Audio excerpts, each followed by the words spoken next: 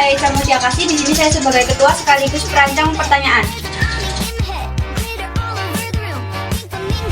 Saya Zahra Jatuh Hidayah sebagai kameramen 1. Saya Nivedia Ningsih sebagai kameramen 2.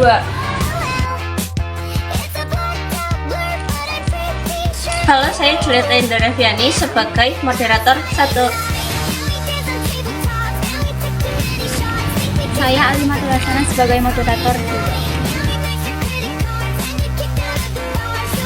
Hai, saya Rosinta Rahmati Nasi sebagai moderator 3.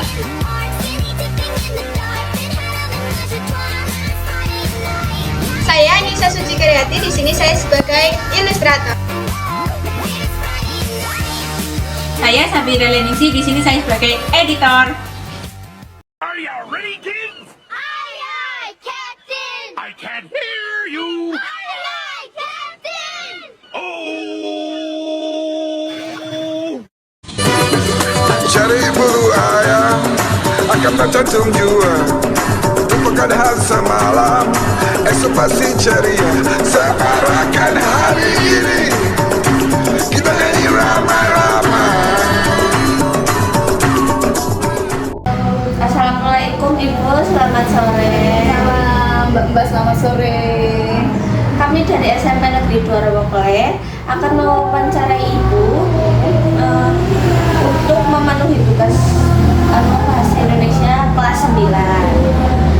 Sebelumnya perkenalkan, nama saya Julieta Indraviani. Nama saya Rosinta Rahmati Nasi. Rosinta. Nama saya Alimatul Hasanah. Mbak Alimatul. Oke. Sebelumnya langsung ke pertanyaan ya Bu. Monggo. Apa jabatan Ibu di Desa Jatiluhur ini? Di desa ibu merupakan istri dari kepala desa ya. Jadi untuk jabatan sebagai tanggung jawab yang saya emban di desa itu adalah sebagai ketua PKK desa. Selain itu ibu juga menjadi kader kesehatan, kemudian direktur bank sampah, kemudian juga menjadi ketua KWT atau kelompok wanita tani di desa. Di desa ini, apakah Ibu memiliki profesi lain? Oh ya, selain di desa, ibu juga menjadi salah satu pengajar di sebuah SMP negeri di Kecamatan Robo ini.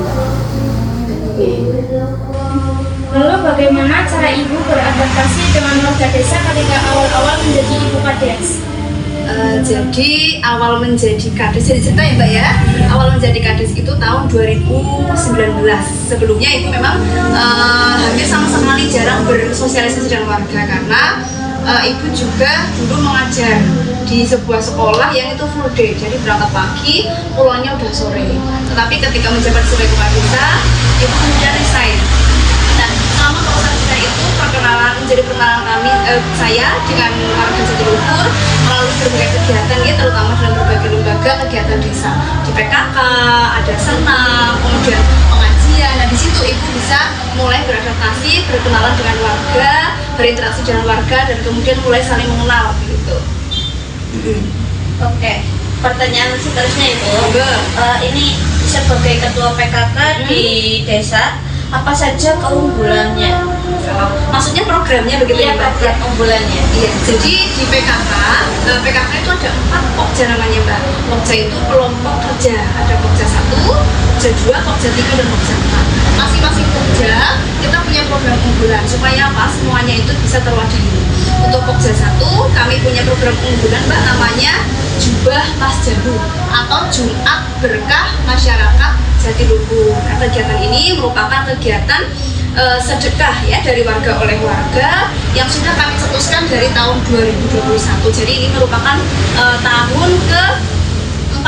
Setiap hari Jumat di masing-masing RT bergilir begitu terjadwal, ada sedekah berupa bahan makanan pokok dan juga ada sayuran, buah-buahan, lauk sesedianya warga yang mau bersedekah. Itu program unggulan kami di Pokja 1.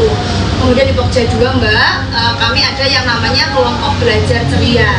Kelompok belajar ceria ini diinisiasi dilaksanakan setiap hari Jumat pekan kedua oleh Pokja 2. Kegiatannya adalah belajar mengajar dengan materi di luar sekolah, di luar materi pelajaran sekolah, Mbak. Yang ngajar siapa? Adalah anggota Pokja 2 yang merupakan ibu-ibu guru atau bapak ibu guru di PAUD, di Jatiluhur, di Jatiluhur ataupun guru yang di luar Jatiluhur. Kemudian yang ketiga di Pokja 3 ada yang namanya bank sampah, ya, dan juga ada kelompok wanita tani atau KWT yang menangani ketahanan desa. Bagian di kelompok wanita taninya semuanya perempuan begitu ya, karena namanya juga kelompok wanita tani ya Mbak ya. Yang keempat di Pokja 4 itu tentang kesehatan. Jadi program rutinnya adalah senam di balai desa setiap 2 pekan sekali gitu Mbak. Itu program kerja. Jadi bagaimana cara pengelolaan sampah ini? Oh iya, tadi saya sebutkan di sini ada bank sampah ya. Nama bank sampah kami adalah Bank Sampah Jatilsari, dan kebetulan ini sebagai direkturnya atau mungkin sebagai ketua begitu istilahnya ya Mbak ya. Jadi pengelolaan sampah kami sudah kami lakukan secara mandiri. Jadi kita sudah punya jadwalnya setiap hari Sabtu, terjadwal di masing-masing RT. Nanti ada 3 kelompok penerima, 4 kelompok penimbangan Mbak. Jadi setiap 4 RT ada yang 3 RT dengan jadwal tertentu, ada jadwal penimbangan. Nanti tim bank sampah akan datang ke sana dan warga akan menjual sampah ke kita, menabung sampah ke kita ya. Dan kita akan tampung di rumah pilah namanya ya. Setelah itu kan baru dijual, dan warga ini memiliki tabungan sampah. Jadi uang tidak kita berikan secara cash Mbak. Ya, ada tabungan sampah yang itu kita memiliki 3 program. Tabungan sampah untuk PBB, tabungan pendidikan yang bisa diambil setiap 6 bulan sekali, dan juga tabungan hari raya yang bisa diambil setiap menjelang lebaran begitu ya. Dan pengelolaan sampah ini memang kami ada timnya sendiri. Kita jualnya kemana? Kita ada pengepul khusus begitu ya, yang untuk kita jual ke sana barang-barang kita. Jadi harapannya masyarakat kita Mbak tidak membuang sampah sembarangan, kemudian tidak membakar sampah sembarangan. Harapannya dengan ada bank sampah ini kita benar-benar terkelola dan desa kita menjadi desa yang bersih, desa yang asri. Walaupun letak desa kita itu berada di pinggir jalan raya, ibaratnya bukan kota ya Mbak ya, tapi bukan desa juga. Tapi kita di dekat jalan raya kan juga menjadi sorotan ya Mbak. Harapannya kami memiliki lingkungan yang bersih juga untuk anak cucu kita nanti, menyumbangkan atau meneruskan lingkungan yang bersih gitu. Saat ini Ibu berprofesi sebagai guru dan ibu rumah tangga. Betul. Lalu bagaimana cara membagi waktu untuk masing-masing pekerjaan? Nah, jadi begini Mbak, sebagai ibu rumah tangga pasti ya Mbak ya. Jadi itu yang utama untuk keluarga kita, untuk suami dan anak-anak kita itu harus ada waktu khusus ya. Walaupun kita punya pekerjaan yang lain, misalnya tadi saya sebutkan saya jadi guru karena saya mendapatkan atau dinafkahi dapat nafkah dari guru, maka itu pokok utama saya juga. Jadi setiap hari saya berangkat sekolah, ke sekolahan mengajar, di rumah sudah siap. Gitu ya, anak-anak sudah siap ke sekolah, suami sudah siap bekerja. Di sekolah saya bisa memaksimalkan waktu saya di sana. Kemudian terkait dengan kegiatan desa, saya bagi waktunya Mbak. Saya melakukan kegiatan di desa. Apabila saya bisa hadir, maka itu dilakukan sore hari. Apabila di jam kerja, maka saya harus ada izin dari atasan, dalam hal ini kepala sekolah. Kalau tidak diizinkan ya tidak. Tapi kalau diizinkan, maka saya ke desa. Jika memang harus ada kegiatan di desa. Gitu nih. Kemudian untuk keluarga, hari Minggu seringnya memang waktu untuk bersama keluarga, dan juga tentu saja di sore sampai malam hari. Jadi fleksibel aja, dan yang paling penting adalah dukungan dari keluarga Mbak, dukungan dari anak-anak, dari suami, kemudian dari terutama saudara dan juga tetangga yang juga ngomong anak-anak begitu nih Mbak, istilahnya saling membantu dan saling pengertian lah begitu, karena memang waktunya sudah dibagi. Harapannya mungkin tidak semuanya bisa maksimal, tetapi ya saya harapkan itu bisa semuanya bisa mendapatkan bagiannya sesuai fungsinya masing-masing. Ke pertanyaan terakhir ya Bu. Ini apa kesan Ibu sebagai ibu kepala desa selama ini? Ya, jadi menjadi seorang ibu kepala desa itu merupakan suatu tanggung jawab besar ya Mbak ya. Tapi saya nikmati, saya ikuti alurnya begitu, karena ini sebuah amanah dan akan diberikan pertanggungjawabannya bukan hanya di dunia tetapi juga di di akhirat, maka saya usahakan untuk semaksimal mungkin saya bisa melakukan yang terbaik. Dan ini juga merupakan amanah dari warga desa.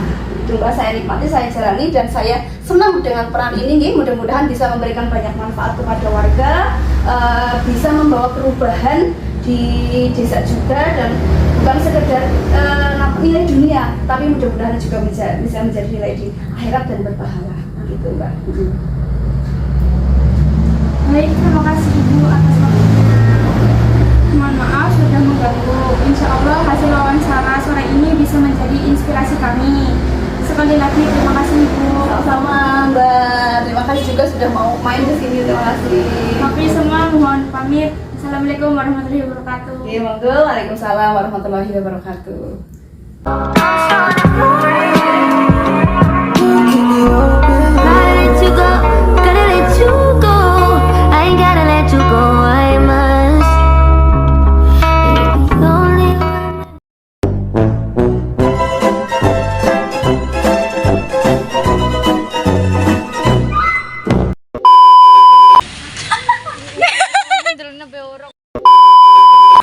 Saya Sabira Leningsi sebagai editor.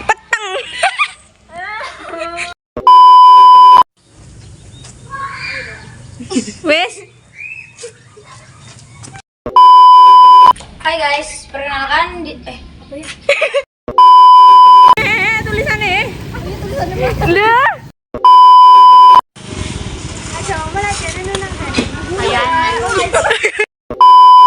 Karena tak Ica orang kena.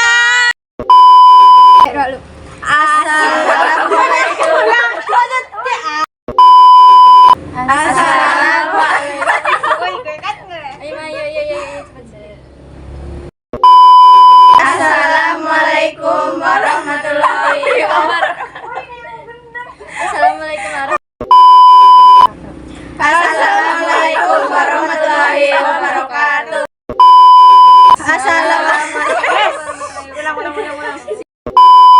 Ya udah sayang, jangan terlalu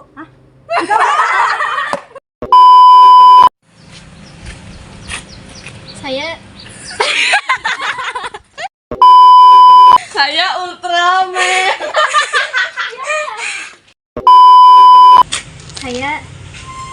Siapa jenah? Saya Rosita Rahma Kinasih sebagai moderator.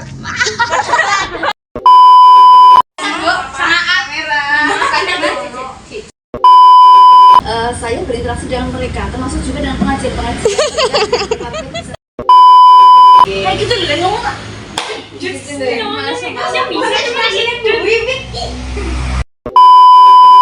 Tinggal tunggu di situ. Sikit. Bu guru menjadi ibu.